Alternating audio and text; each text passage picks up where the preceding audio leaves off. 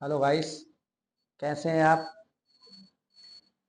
आज एक टॉपिक के साथ उपस्थित हुए हैं और जिसमें आज का जो टॉपिक रहेगा भारत का संविधान एवं राज्य व्यवस्था, और जिसमें हमने अनुसूचित और जनजातीय क्षेत्र का एनालाइज करेंगे। ये काफ़ी अच्छा टॉपिक है। अनुसूचित और जनजातीय क्षेत्र, कहाँ कहाँ अनुसूचित जातियाँ और जनजातीय क्षेत्र पाई जाती हैं। काफ़ी महत्वपूर्ण क्लास है। और इस प्रश्न की अगर हम क्लास की बात करें तो, और थोड़ा सा थ्योरी बेस्ड क्लास रहेगी। भारत का संविधान का एवं राज्य व्यवस्था है। और आप ऐसे टॉपिक अगर आप चाहते हो तो हमें जरूर कमेंट करके बताएं। ऐसे टॉपिकों पे हम एनालाइज कुछ क्लासें लेकर आए करेंगे आपके थ्योरी बेस्ड, क्योंकि थ्योरी भी बहुत जरूरी है पढ़ना फ्रेंड्स। कंपटीशन की अगर हम बात करें तो थ्योरी बहुत जरूरी है। थोड़ी थ्योरी से आप ऑब्जेक्टिव प्रश्न बना सकते हैं। और आशा करते हैं आपको हमारी क्लास बहुत पसंद आ रही होगी, जो भी ऑब्जेक्टिव प्रश्न बना रहे हैं। बट छोटा सा चैनल है फ्रेंड्स, अभी कोई बात नहीं है, आप लोग सपोर्ट कीजिए। और आप सपोर्ट करोगे तो हम भी आप थोड़ा मेहनत करेंगे। एकदम बड़ा कोई नहीं होता है फ्रेंड्स। बाकी सब ठीक है। और चलिए थोड़ा सी बात कर लेते हैं भारतीय संविधान के बारे में, क्या क्या है जान लेते हैं इसके बारे में। चलिए मार्कर भी ले लिया, कलर भी सेम कर लिया फ्रेंड्स हमने। ये कलर भी देखिए बिल्कुल सेम है, थोड़ा सा डिसमैचिंग हो रहा है, मार्कर काफी मोटा हो रहा है फ्रेंड्स ये। और इस मार्कर को हम थोड़ा सा बारीक कर लेते हैं फ्रेंड्स। बाकी आप सब बने रहे हमारे यूट्यूब चैनल पे। चलिए फिर सन, देखिए दो भागों में इसको, हम एक भाग में पहले पढ़ाते हैं, दूसरा भाग में बाद में करते हैं। थोड़ा सा इसको जूम कर लेते हैं ताकि आप लोगों को और अच्छा सा चमके आपकी स्क्रीन पे।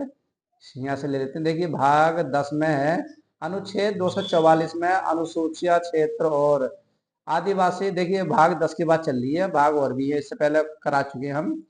तो भाग 10 में अनुच्छेद 244 में अनुसूचित क्षेत्र और आदिवासी क्षेत्र के लिए प्रशासन की एक विशेष प्रणाली की परिकल्पना की गई है। जान लेते क्या की गई है इसमें।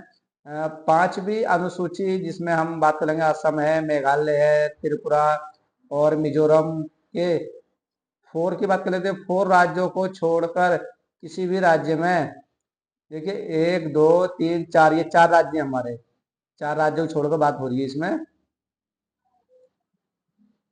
ये चार राज्य देखिए, पांचवी अनुसूची की बात चल रही है और चार राज्यों को, असम, मेघालय, त्रिपुरा और मिजोरम को छोड़कर किसी भी राज्य में अनुसूचित क्षेत्र और अनुसूचित जनजातियों के प्रशासन और नियंत्रण से संबंधित है। AMPT। और सिक्सवीं अनुसूची में जान लेते हैं। सिक्सवीं अनुसूची में देखिए, जिसमें आपका असम, मेघालय, त्रिपुरा और मिजोरम, ये पांच, फिर वो चार आ गए।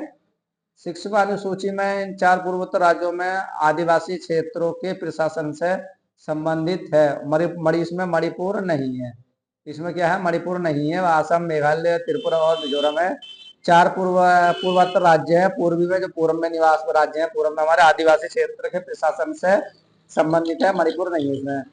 अनुच्छेद 244 के अनुसार अनुसूचित क्षेत्र और जनजातीय क्षेत्र के प्रशासन की बात कर लेते हैं। इसमें अनुसूचित क्षेत्र क्या है, देखिए भारतीय संविधान के अनुच्छेद 44(1) में पहला अनुसूचित क्षेत्रों का उल्लेखन किया गया है। ऐसे क्षेत्रों के प्रशासन के लिए विशेष प्रावधान संविधान की 5वीं अनुसूची में उल्लेखित है। और इसमें असम, मेघालय, इसमें देखिए हम बात करेंगे, यहाँ से हमारा असम है, मेघालय है, त्रिपुरा और मिजोरम, चार राज्य हमारे के अलावा अन्य राज्यों के कुछ क्षेत्र शामिल हैं इसमें अनुसूचित क्षेत्र में। अनुसूचित क्षेत्र ऐसे क्षेत्र है जहाँ पे असम, जहाँ पे आपका देखिए असम है, मेघालय है, त्रिपुरा और मिजोरम के अलावा अन्य राज्यों और केंद्र शासित प्रदेशों में अनुसूचित जनजाति के रूप में निर्दिष्ट जनजातियां निवास करती है। मतलब और राज्य छोड़कर सब में अनुसूचित जनजाति निवास करती हैं। और किसी भी क्षेत्र में अनुसूचित क्षेत्र घोषित करने की शक्ति भारत के किसके हाथ में, राष्ट्रपति को दी गई है। और संसद को कानून बनाने का अधिकार दिया गया है। अनुसूचित क्षेत्र की बात हो रही है। अब जनजातीय क्षेत्र में जान लेते हैं, जनजातीय क्षेत्र किसका अधिकार है इसमें। भारतीय संविधान के अनुच्छेद 44(2) में देखिए, 44(1) में अनुसूचित और 44(2) में जनजातीय क्षेत्र, जिसमें जनजातियां क्षेत्र का उल्लेख किया गया है। इनके प्रशासन के बारे में जान लेते हैं।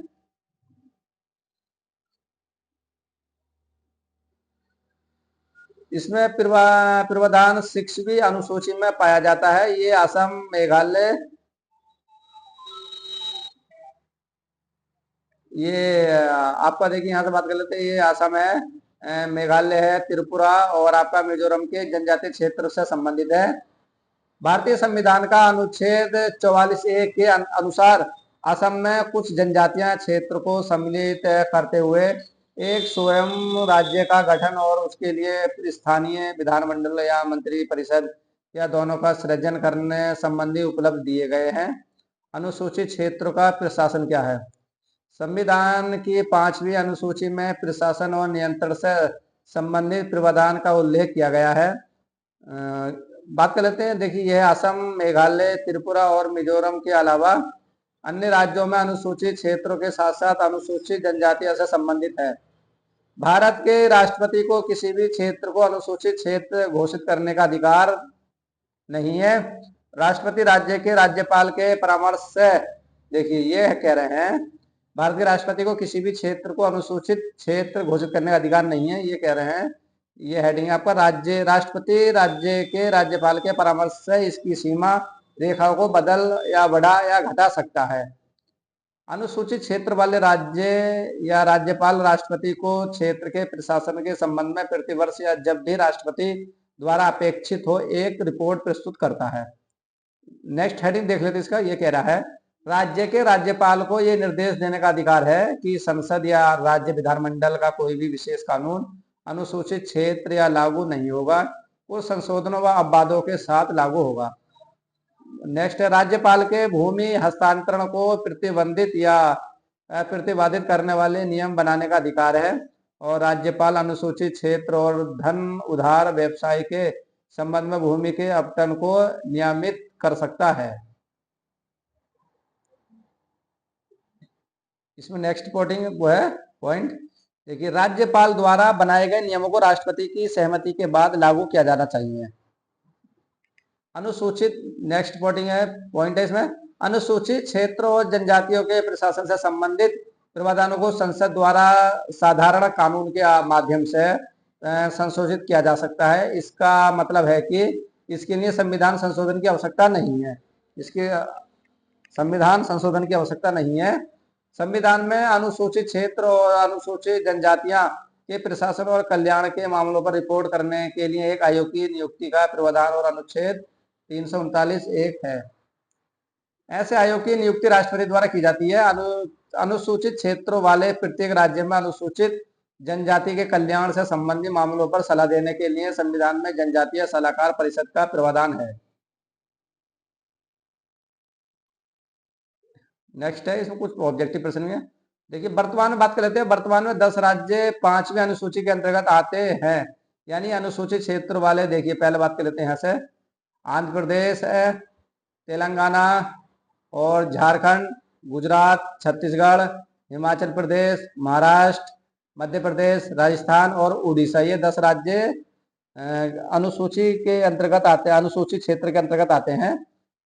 अनुसूचित क्षेत्र की घोषणा के लिए मानदंड क्या है? देखिए आदिवासी आबादी की प्रमुख संख्या, यानी जब किसी क्षेत्र में आदिवासी लोग बहुसंख्या में हो, मतलब अधिक हो, क्षेत्र की संघनता और उचित आकार, ये भी अधिक हो, एक व्यर्थ प्रशासनिक इकाई जैसे कि जिला, ब्लॉक और तालुक, और पड़ोसी क्षेत्रों की तुलना में क्षेत्र का आर्थिक पिछड़ापन। अनुसूचित क्षेत्रों में सामाजिक और आर्थिक रूप से पिछड़े लोग रहते हैं, हालांकि वे देश का हिस्सा है, लेकिन उनकी स्थिति सुधारने के लिए विशेष प्रयास करना सरकार की जिम्मेदारी है। यही सरकार है कि देश भर में चलाने वाली सामान्य प्रशासन व्यवस्था इन क्षेत्रों के लिए उपयुक्त नहीं हो सकती, क्योंकि इसके लिए विशेष ध्यान और प्रयास की आवश्यकता होती है, और यही कारण है कि सरकार की इन क्षेत्रों के लिए अधिक जिम्मेदारी होती है। अब देखिए कुछ इस प्रश्न लिए हम, कुछ प्रश्न है ऑब्जेक्टिव जान लेते हैं। पहला प्रश्न है, देखिए निम्नलिखित में से कौन सा राज्य भारतीय संविधान की 6ठी अनुसूची में शामिल नहीं है? 6ठी अनुसूची में शामिल नहीं है।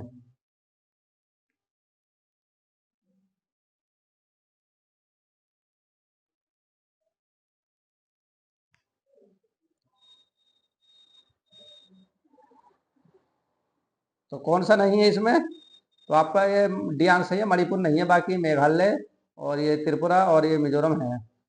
दूसरा, भारतीय संविधान की 6ठी अनुसूची में 4 राज्यों में अनुसूचित क्षेत्र और अनुसूचित जनजातियों के प्रशासन और नियंत्रण के संबंधित है। कौन से हैं?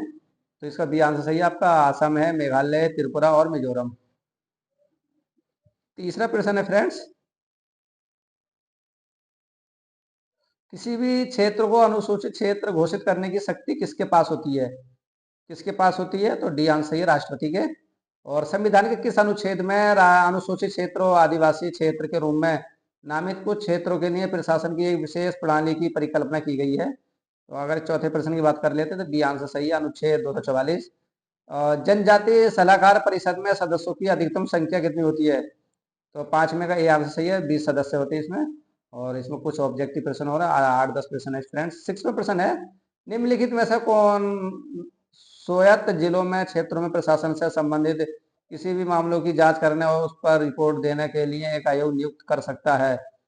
कौन कर सकता है? तो ये आपका राज्य का राज्यपाल। और 7वां प्रश्न है, भारतीय संविधान की कौन से अनुसूचित क्षेत्र और अनुसूचित जनजातियों के प्रशासन और नियंत्रण से संबंधित है?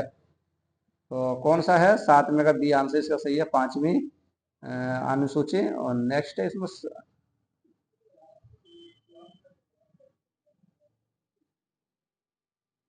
8वां प्रश्न है, अनुसूचित क्षेत्रों के संदर्भ में निम्नलिखित में से किसे ये निर्देश देने का अधिकार है कि संसद का कोई भी अधिनियम अनुसूचित क्षेत्र पर लागू नहीं होता? तो 8वें का कौन सा प्रश्न है? अगर हम 8वें की बात कर लेते हैं फ्रेंड्स, तो 8वें का बी आंसर सही है, राज्य के राज्यपाल। 9वां प्रश्न देख लेते हैं, भारतीय संविधान की 6ठी अनुसूची के अनुसार जिला और क्षेत्रीय परिषद के प्रथम संविधान के नियम निम्नलिखित द्वारा तैयार किए गए? तो 9वें का इसका अगर हम बात करें, 9वें का प्रश्न सी आंसर सही है। तो जान लेते हैं 9वें का सी आंसर, इसका सी आंसर सही है, राज्य द्वारा क्षेत्र की मौजूदी जनजातीय परिषद का अन्य प्रतिनिधित्व जनजातीय संगठनों का परामर्श है। 10वां प्रश्न है, निम्नलिखित कथनों पर विचार कर लेते हैं। और कथनों पर विचार कर लेते हैं कि राष्ट्रपति को किस क्षेत्र के अनुसूचित क्षेत्र करने के अधिकार है? दूसरा ऑप्शन कह रहा है, संबंधित राज्य के राज्यपाल के परामर्श से किसी क्षेत्र से को बढ़ावा या घटाया जा सकता है, उसकी सीमा रेखाओं को बदला जा सकता है, ऐसा पदनाम को रद्द कर सकता है, या ऐसे पदनाम के लिए आदेश जारी कर सकता है? तो इनमें से कोई नहीं, बी आंसर सही है। निम्नलिखित कथनों पर विचार कर लेते हैं। 11वां प्रश्न है, 11वां कि अनुसूचित क्षेत्र वाले प्रत्येक राज्य को अनुसूचित जनजातीय कल्याण और उन्नति पर सलाह देने के लिए एक जनजातीय सलाहकार की परिषद स्थापित होता है, ये बात सही है। और 20 सदस्य शामिल होने चाहिए जिनमें 3/4 राज्य विधानसभा में अनुसूचित जनजाति प्रतिनिधित्व है, ये भी सही है। तो इसका ये आंसर सही है, पहला और दूसरा सही है। तो फ्रेंड्स, ये थोड़ा सा टॉपिक लिया था हमने अनुसूचित क्षेत्र अनुसूचित जनजातियों से, और ये आशा करते हैं काफी अच्छी क्लास लगी होगी आपको।